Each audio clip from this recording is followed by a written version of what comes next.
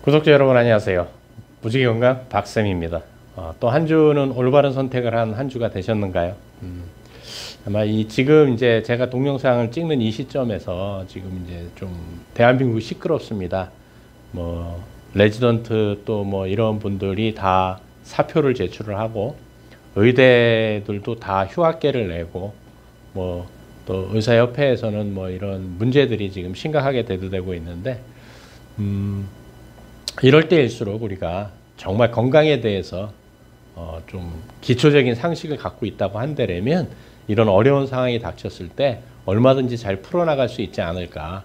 풀어나간다기보다는 잘 대처해야 할 수 있지 않을까라는 생각을 하면서 제가 하는 이 일이 조금 더 책임감을 더 가지고 해야 되겠다라는 생각을 좀 해보는 시간들인 것 같습니다. 그래서 지난주에 이어서 이제 약에 대한 부작용들을 쭉 할 건데 56페이지에 보게 되면 또 이런 얘기가 있어요. 성기능 장애를 부추기는 혈압약. 그러니까 혈압약을 먹게 되면 성기능 장애가 일어난다는 얘기죠. 뭐 대한민국 남자들이 제일 무서워하는 게 뭐예요? 이 성기능 장애죠. 얼마나 능력이 있는지 모르겠지만 하여간 대부분들 그런 것 같아요. 왜냐하면 뭐가 정력에 좋다 하면 아주 바닥이 날 정도로 다 없어지는 입장에서 말씀을 드리는 거고요. 그래서 이제 고혈압 치료에 쓰는 약은 여러 가지가 있는데 뭐 대표적인 게 이뇨제, 그다음에 베타 차단제, 그다음에 알파 차단제, 칼슘 기량제, 그다음에 뭐 교감신경 차단제, 뭐 여러 가지가 있습니다. 어떤 거냐에 따라서 어떤 약이 받느냐에 따라서 이거저거 약을 하는 거죠. 근데 대부분의 고혈압 치료제는 성기능에 악영향을 준다. 발기부전, 성욕감퇴, 사정장애 등의 성기능 장애를 일으키기도 한다. 이뇨제는 계속 복용할 경우 칼륨 결핍 및 영양 손실을 부추기고 혈액순환 장애, 발기부전, 녹내장, 심부전, 치매, 중풍 등을 일으킬 위험성이 있다. 혈압이 사실 뭐 그 혈압 하나만 가지고 보게 되면 혈압이 높다는 게 뭐 그렇게 큰 문제는 아니지 않습니까? 사실은 그것이 이제 뭐 급하게 될 수도 있지만 그렇다고 뭐 혈압약을 드시지 말라는 얘기가 아니고요. 제 친구들도 뭐 40대 때부터 혈압약을 먹긴 했지만 다행히 저는 아직까지는 뭐 혈압약이나 당뇨약을 먹고 있지는 않습니다. 근데 이런 많은 부작용들이 있는 거죠. 그래서 식생활이나 생활 습관을 개선을 해서 이런 약들을 최대한 늦추는 것이 올바른 정답이 아닌가라는 생각을 해봅니다. 이뇨제로 인해 발생한 교감신경 긴장 상태는 과립구를 늘린다. 교감신경 긴장 상태라는 건 스트레스 상황이라는 얘기예요. 우리 몸이 항상 긴장을 하고 있다는 얘기고요. 우리 몸에서 과립구는 외부에서 침입한 세균과 싸우는 일을 하지만 세균이 없는 곳에서는 활성산소를 발생시켜 조직을 파괴한다. 결국 과립구가 방출한 활성산소는 신장에 직접적인 타격을 입힌다. 고혈압을 치료하다가 인공투석을 하는 사람도 드물지 않다라고 저자는 이 얘기를 합니다. 또 하나 이제 고지질을 부추기는 당뇨약이라는 얘기가 또 이제 나옵니다. 그래서 합성 호르몬인 인슐린을 계속 투입해 인체가 약에 의지하다 보면 부진하게나마 생산되었던 생체 인슐린이 완전히 생산 활동을 멈추게 된다. 용불용설이죠. 된다는 것이다. 대부분의 약물이 그렇듯이 우리 몸의 부진한 작용을 대신해 줌으로써 인체의 기능을 완전히 잃게 만드는 부작용을 낳았다. 또한 합성 호르몬인 인슐린은 혈당을 낮추는 역할에 너무 충실한 나머지 저혈당을 일으켜 인슐린 쇼크를 유발해서 생명을 위협하기도 한다. 저혈당 상태로 2분이 지나면 뇌신경세포는 파괴되고 만다. 뿐만 아니라 외부에서 투입된 높은 인슐린이 고지혈과 동맥경화를 부추겨 심장마비나 중풍 같은 위험한 병에 노출되기도 한다라고 돼 있습니다. 이거는 뭐 많은 과학자들도 얘기하는 부분들이고요. 대표적으로 이렇게 그나마 조금 나오던 인슐린조차도 안 나온다라는 건 용불용설에 대한 얘기들인데 비타민 C가 대표적인 거죠. 인간만이 비타민 C를 만들어내지 못하죠. 좀 슬픈 얘기긴 하지만 또 이제 60페이지에는 암을 부추기는 여성 호르몬제, 호르몬제 되게 위험하다고 생각하는 건데 왜냐하면 우리 몸은 호르몬이 조정을 하거든요. 사실은 우리가 기분이 좋다, 슬프다, 즐겁다 이런 걸 느끼는 것들도 다 뭐냐면 호르몬이란 얘기예요. 그래서 호르몬은 생명 간의 명령 전달을 수행하는 단백질로 인간의 생로병사에 영향을 미치는 아주 중요한 작용을 한다. 이게 호르몬이죠. 그런데 이제 성호르몬 같은 경우는 단백질이 아니고 지질로 돼 있죠. 우리 몸에서 호르몬이 분비되는 곳은 뇌 하수체, 시상하부, 뇌, 송과체, 갑상선, 신장, 심장, 부신, 위, 소장 등 20여 곳에 이르고 지금까지 발견된 호르몬의 종류만도 40여 종이 넘는다. 호르몬은 신경계뿐만 아니라 다른 기관들과의 작용을 통해 인체의 대사와 리듬을 조절하고 유해한 환경으로부터 보호하는 역할을 한다. 여성 호르몬제는 중년 이후의 여성들이 젊음을 유지하기에 많이 쓰이고 있다. 폐경기가 되면 저는 폐경이란 단어를 참 싫어합니다. 완경기라고 저는 표현을 하는데 어쨌든 책에는 폐경기가 되면 여성은 난수에서 여성 호르몬과 테스토스테론이 분비되지 않아 생리가 완전히 끊기게 된다. 안면 홍조, 야간 발한, 불면증, 우울증, 신경과민, 집중력 저하, 기억력 감퇴, 의욕 상실, 피부 위축, 관절통, 요실금, 골다공증 등의 폐경기 증후군도 나타난다. 자, 이런 것들은 왜 나타나냐면은 우리가 당연한 순서기 때문에 나타나는 거예요. 생이 있으면 사가 있듯이 이건 당연한 거거든요. 그럼 왜 이런 현상들이 일어나느냐? 뭐 나이 먹어서 노화라고 하는데 사실 그런 실험들이 되게 많거든요. 그러면 결국 나이 먹고 늙는 것이 나쁜 것이냐라고 실험을 해봤어요. 영국에선가 했는데 그게 아니라는 거예요. 오히려 더 오래 살 수 있는 방법이 노화라는 거죠. 그러니까 생리도 끊겨야 되고 뭐 여러 가지 현상들이 있어야 된다라는 거예요. 그런데 이게 현대의학에서 뭐 저 개인적인 생각이지만 질병을 만들어 버리지 않습니까? 노화, 죽음까지도 노화 아닙니까? 사실은 저희 할머니 세대가 돌아가실 때는 어땠어요? 그냥 사망이었어요. 그냥 뭐 천수를 다하고 돌아가셨어요. 근데 지금은 사망진단서에 병명이 들어가지 않으면 사망진단서가 띄어지질 않아요. 그럼 죽음도 병이라는 거죠. 그럼 왜 이렇게 우리 사고방식이 바뀌었냐라는 거예요. 그럼 지금까지 오스트랄로피테쿠스부터 시작을 했다고 치지만 그걸 떠나서 뭐 인류라고 할 수 있는 우리 종이 지금까지 살아있으면 777만 억인가 뭐 하여간 굉장히 많아요. 그럼 그 숫자가 안 죽고 계속 살아있다고 한다면 지금 어떤 현상이 일어났을까요? 지금 현재 인구 73억도 많다고 이 난리인데 700억이 훨씬 넘는 인구가 지금 이 지구상에 살아있다고 한다면 이 지구가 온전하겠냐는 거예요. 순리라는 거죠. 뭐 성경 말씀에도 흙에서 와서 흙으로 돌아간다고 흙으로 만들어서 결국 흙으로 돌아가지 않습니까? 그렇게 소멸돼져야 되는 거예요. 소멸돼짐이 새로운 생으로 이어지는 거고 하는 건데 이런 것들을 왜 다 병으로 보는지를 저는 솔직히 개인적으로 모르겠어요. 그 고통스럽죠, 여성들. 저희 이제 집사람도 완경이 다 된 상황인데, 그때 막 이제 덥다고 막 하고 굉장히 불쾌하죠. 그 불쾌라는 것을 없애기 위해서 자꾸 이런 호르몬들을 투입을 하고 하다 보니까 여러 가지 다른 문제들이 생기는 겁니다, 사실은. 폐경이나 노화는 질병이 아니다. 유해한 생명체인 인간이 필연적으로 맞아야 하는 인생의 과정이다. 부작용의 위험 부담을 안으면서까지 호르몬제를 이용할 필요가 있을까? 노쇠한 기관으로 가득 찬 노인의 몸에 감당할 수 없을 정도의 활력을 불어넣어 쇠약한 기관을 더 지탱하기 어려운 궁지로 몰아넣을 수 있다는 사실을 알아야 할 것이다. 또 이제 62페이지에는 건강한 세포까지 죽이는 항암제라고 되어 있네요. 자, 항암제. 제가 다시 한번 설명을 드릴게요. 항암제 원리를 이해하셔야 됩니다. 자, 항암제에 뭐 눈이 달려 있습니까? 뭐가 있습니까? 어떻게 그럼 암세포와 정상세포를 구분하냐는 거예요. 우리는 눈으로 확인하고 뭐 냄새로 확인을 하고 하지만 이 약물이 어떤 수로 그럼 암세포하고 정상세포를 구분하냐는 거예요. 그런 거에 대해서 그걸 생각 안 해보셨나요? 한 번쯤 생각해 보십시오. 이 시간을, 이 동영상을 보시면서 한번 생각을 해보시란 말이에요. 그럼 항암제가 타겟으로 잡는 세포는 세포 분열이 빠른 세포를 무조건 암세포로 인지를 하는 거예요. 그럼 우리 몸에서 제일 먼저 가장 많이 세포 분화가 가장 왕성한 곳이 어디예요? 위장세포잖아요. 그래서 항암제를 맞게 되면 항암 치료를 하게 되면 헛구역질이 나기 시작하는 게 위장세포까지 암세포로 인지하기 때문에 그렇습니다. 그 다음에 또 빠른 게 뭐예요? 우리 머리카락, 뭐 눈썹 이런 거 아니에요? 그래서 머리카락이 빠지고 다 그런 겁니다. 세포 분열이 빨리 일어나는 걸 암세포로 인지한다는 거죠. 항암제는 빠르게 성장하는 암세포를 겨냥해 파괴하도록 만들어졌다. 그런데 인체에는 암세포가 아닌데도 빠르게 증식하는 세포가 있다. 골수, 소화관, 모낭, 생식기관 등이 그 대표적인 예이다.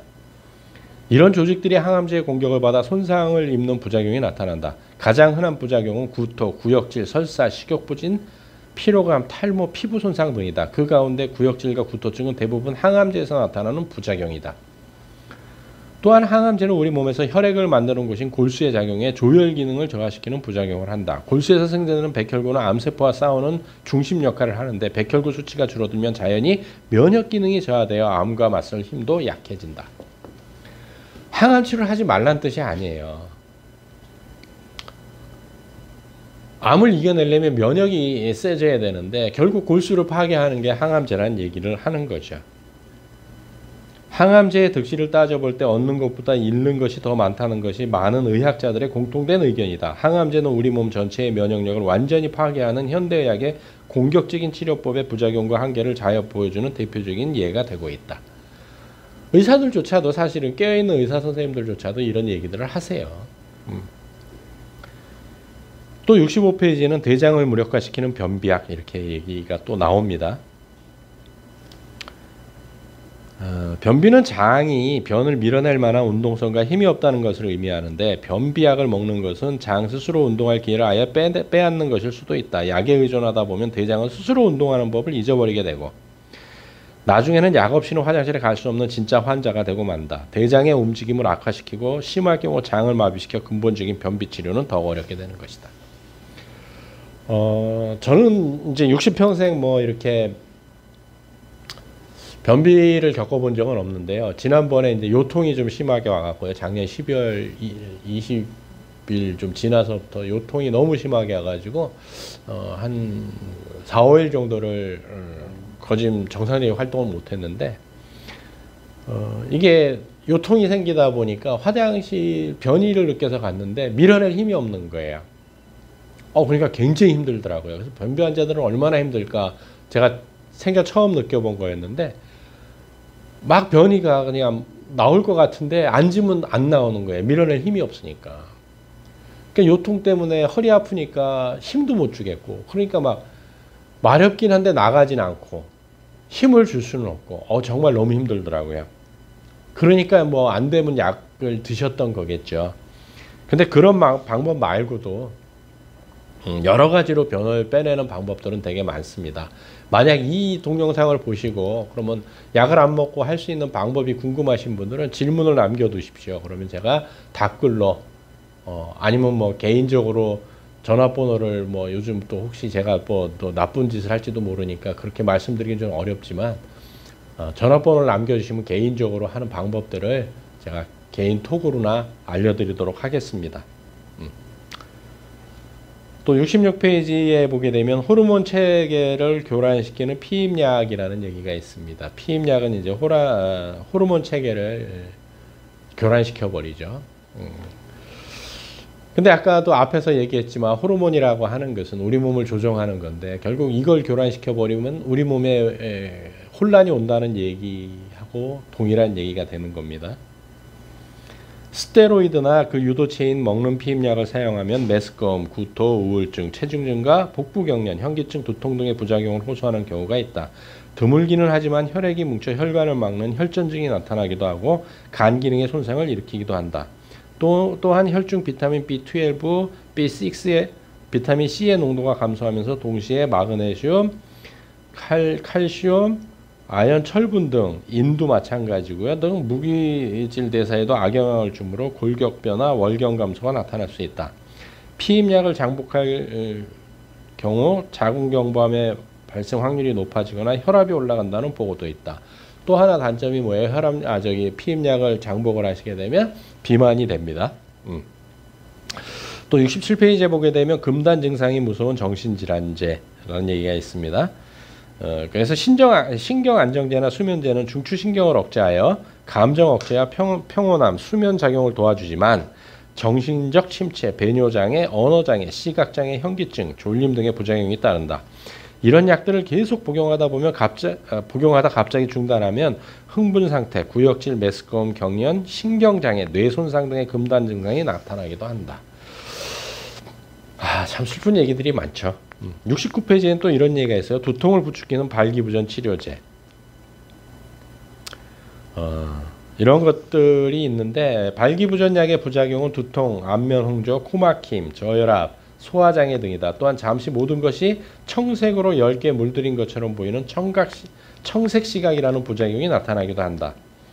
최근 들어 미국에서는 백내장, 녹내장, 망막혈관 파열 등의 안질환 관련 부작용도 많이 신고되고 있으며 반신마비, 안면마비, 실신, 중풍, 음경부종, C형 간염, 원형 탈모, 저혈압 복용 후 오히려 발기부전이 악화되거나 사정장애를 경험하는 경우가 보고되고 있다라고 합니다. 또 71페이지에는 뭐가 있냐면 과용 시 인체 균형을 깨뜨리는 피로회복제, 인체 균형을 깨뜨린답니다. 또 72페이지에는 과용 시 결석을 부추기는 합성 비타민 C, 합성 비타민 C를 먹게 되면 결석을 부추긴다는 얘기고요. 그래서 건강 영양책을 보게 되면 비타민 C를 과다 복용하면 또 혹은 뭐 TV에 나오는 의사 선생님들 그런 얘기 하시죠. 과량의 비타민 C를 복용하게 되면 결석이 생긴다라고 하는 얘기가 합성 비타민 C를 얘기를 하는 겁니다. 아스코르빈산을 얘기를 하는 거예요. 식품 속에 함유된 천연 비타민과 달리 합성 비타민의 과다 섭취는 여러 부작용을 낳고 있다라고 얘기를 합니다. 그래서 한동안 되게 이제 문제가 많았었죠. 근데 이제 그 올리히 그림이라는 의학 박사가 비타민 쇼크라는 저서를 통해서 이제 비타민을 맹공격을 했죠. 근데 이제 꼭 그게 이제 합성 맨 끝에 보면 그 책 말미에 보게 되면 합성 비타민은 먹지 말라라고 돼 있습니다. 합성 비타민. 만약에 비타민 C를 과다 복용하게 되면 뭐 큰 문제가 생긴다고 한다면 우리가 귤을 많이 먹는다든지 해도 큰 문제가 생겨야 정상입니다. 그렇지만 구독자님들도 다 아시지만 예를 들어서 귤 한 박스를 먹었다고 해서 무슨 큰 문제가 이렇게 생깁니까? 그렇지 않다는 거죠. 또 75페이지는 양약만큼 문제가 되는 한약이라고 얘기를 했습니다. 왜 양약만큼 한약이 이렇게 문제가 되냐면 옛날처럼 자연 채취가 아니고 이제 한 가지 종류를 너무 많이 키워서 단일 재배를 하기 때문에 문제가 생기는 겁니다, 사실은. 그래서 한약의 부작용 위험성은 약제마다 다르다. 홍화씨, 뭐 셋나역, 이게 동규자차랍니다. 바나, 파도 등은 부작용으로 염증을 일으킬 수 있고 마황은 불면증을, 마전자는 중추신경을 흥분시켜 경련을, 부자, 천초, 천호, 초호, 천초는 간 독성을, 뭐 한약재는 저도 잘 몰라서 뭐 이렇게 읽어만 드립니다. 애엽, 오수유, 황련, 건칠 등은 피부 발진을 유발할 수 있다.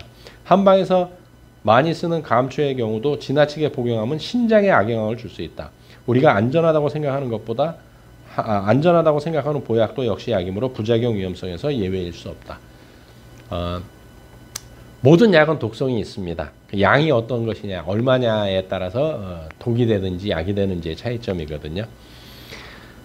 어떤 병이든 환자들은 대개 면역 및 해독 기능을 총괄하는 간 기능이 약한 경우가 많다. 우리 몸은 오장육부가 서로 연결된 유기체이므로 어느 한 곳에 이상이 생기면 차차 몸 전체에 그 영향이 미친다. 따라서 다른 기관이 병든 환자라고 해도 간 기능이 온전히 정상적인 사람은 드물다고 보아야 한다. 이럴 때 약을 장기간 먹는 것은 간 기능을 비롯해 인체 전반을 악화시키는 결과를 낳는다. 오늘날 한약재의 생산 과정도 부작용을 늘리는 요인이 되고 있다. 과거와 달리 한약재가 대부분 재배되면서 잔류농약 문제가 심각하다. 여기에 한약의 건조 등 가공 과정에서 쓰이는 유해 물질이 안전성을 더욱 위험하게 하고 있다. 이제 저자는 이런 입장에서 이제 한약도 이제 위험하다고 얘기를 한 거고요. 저도 개인적으로 그럽니다. 단일 재배를 한다는 거죠. 이게 굉장히 큰 위험이거든요. 왜냐하면 여러 종류의 숲속에 들어가 있게 되면, 산속에 들어가게 되면 여러 가지 약초들이 있지 않습니까? 이 5가지 이상이 모여서 살게 되면 이독제독이라고 서로가 약효를 감안해서 약효를 죽이거든요. 근데 단일만 쓰게 되면 어떤 한 기생충에 약하게 됩니다. 그렇기 때문에 필히 단일 재배를 하게 되면 농약을 쓸 수밖에 없어요. 그러니까 여기 잔류농약 문제도 그런 문제거든요. 단일 재배라는 문제. 그러다 보니까 여러 가지 문제들이 이제 생기는 겁니다, 사실은. 그래서 이런 약들에 굉장히 부작용들이 많다라는 걸 알고, 드시지 말라는 뜻이 아닙니다. 약은 필요하시면 드셔야 돼요. 그렇지만 잘 알고 너무 장복하지 않는 것. 특히 우리가 간신히 살았다라는 단어는 간과 신장 덕분에 사는 겁니다. 이거는 뭐냐면 해독이죠, 해독. 지금 마지막 문장에서도 읽어드렸듯이 바로 앞에서도 한약에 대해서 읽어드렸듯이 몸이 안 좋은 사람들은 간 기능이 떨어져 있는 경우가 99%는 될 겁니다. 그런데 여기서 이런 독성이 많은 약들을 장복하게 되면 결국은 우리한테 플러스보다는 마이너스가 많을 수 있기 때문에 선택을 하실 때 잘 하셔야 된다는 얘기예요. 약을 드시지 말라는 뜻이 아닙니다. 필요하실 때는 당연히 의사하고 진료를 받으시고 그 결과를 가지고 선택은 내가 한다라는 것이죠. 또 한 주 좋은 선택을 할 수 있는 또 한 주가 됐으면 좋겠습니다. 다음 주에 찾아뵙도록 하겠습니다.